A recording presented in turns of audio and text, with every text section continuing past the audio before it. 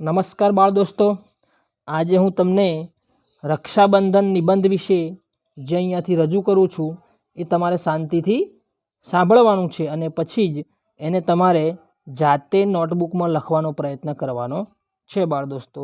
તો જોઈએ રક્ષાબંધન નિબંધ।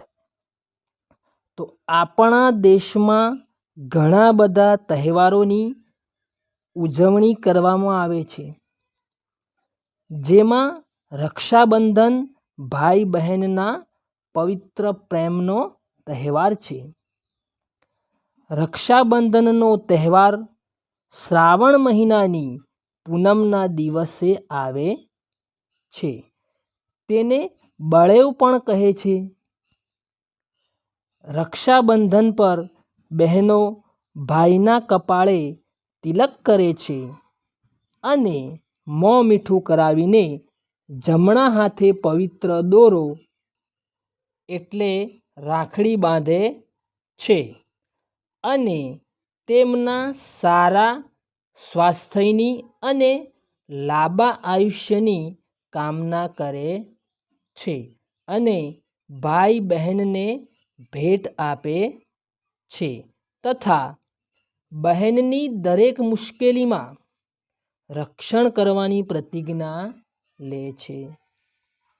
માછીમારો દરિયામાં નાળિયેર પધરાવીને દરિયાદેવની પૂજા કરે છે, તેથી આ દિવસ નાળિયેરી પૂનમ તરીકે ઓળખાય છે। રક્ષાબંધનના દિવસે બ્રાહ્મણો નવી જનોઈ પહેરે છે। મહાભારતની કથામાં દ્રૌપદીએ કૃષ્ણને અને કુંતીએ અભિમન્યુને રાખડી બાંધી હોવાના ઘણા પુરાવા મળે છે।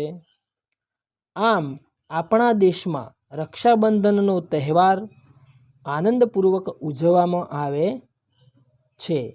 તો બાળ દોસ્તો, ફરી મળીશું આપણે નવા વિડીયોમાં। ત્યાં સુધી આ રક્ષાબંધનના તહેવારનો નિબંધ તમારે તૈયાર કરવાનો છે।